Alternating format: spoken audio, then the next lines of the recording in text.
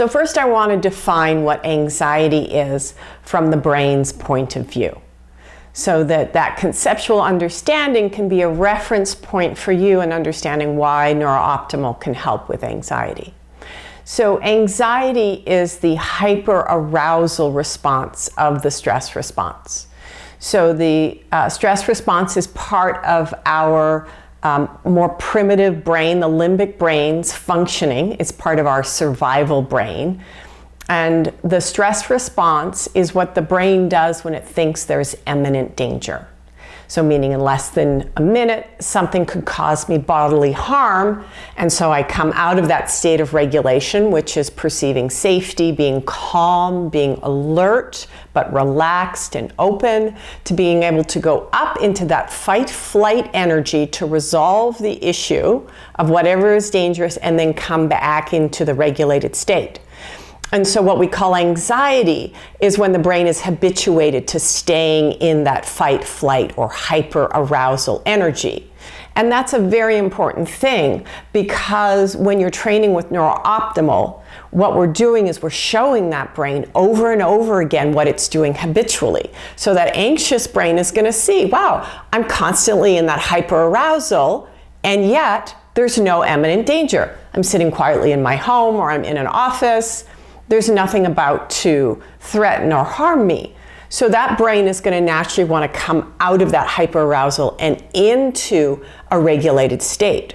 So the body is going to become calmer, which for some people is a very new experience. So that means they feel their bodies more. Their bodies feel a little heavier. It is not going into a state of depression, which is often what some people will assume when they start to really get regulated, is they're like, oh, is this depression? No, it's a state of calm.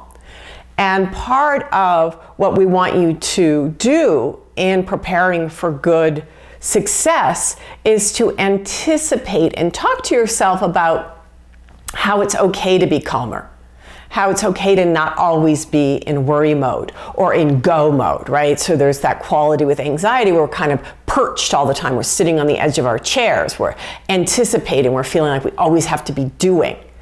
And so when we're in a state of regulation, we're more in a state of being, with the readiness to do when we need to. But it takes a lot of energy to stay in that state of dysregulation. So the brain is naturally going to want to come out of that state and live more in that regulated state. So questions people ask are, how do I set myself up to have the best training? And knowing, is this going to work for me, and when is this going to work for me? So when you're training for anxiety, you're often primed to see things as a problem. And that definitely can happen when you start your neurofeedback. So you're sort of anticipating, when am I going to see results?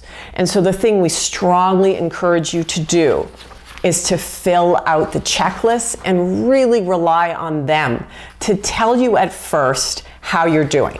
So you rate a whole body of symptoms and issues on a scale of 1 to 10.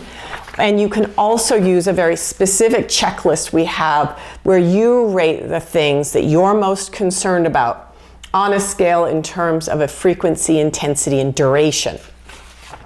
And that you do this every 10 sessions or once a month, whichever is longer.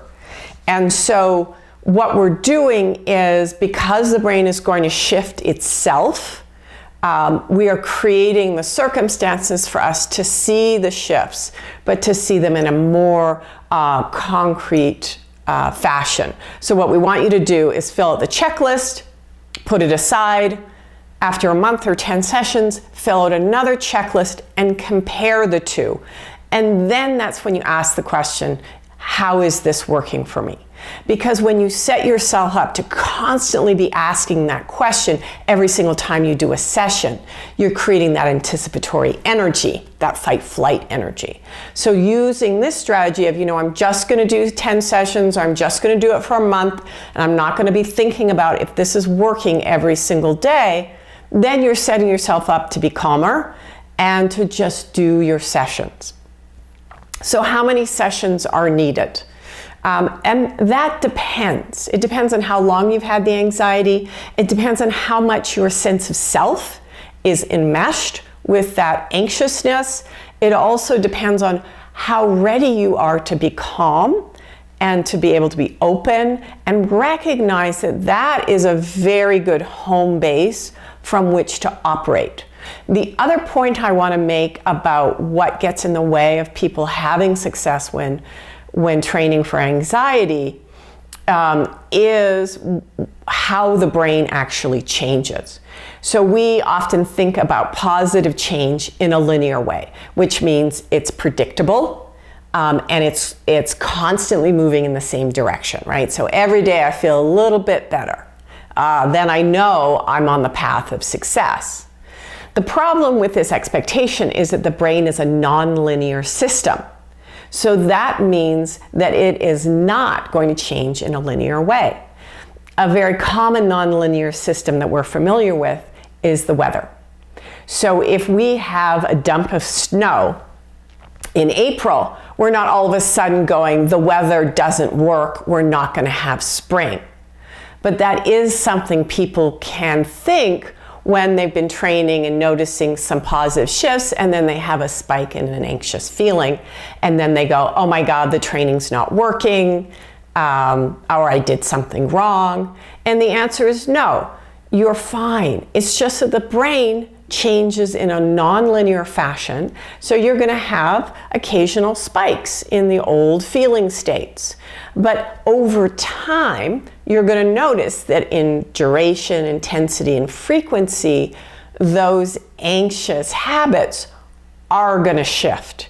They're just not going to look in a perfect linear way.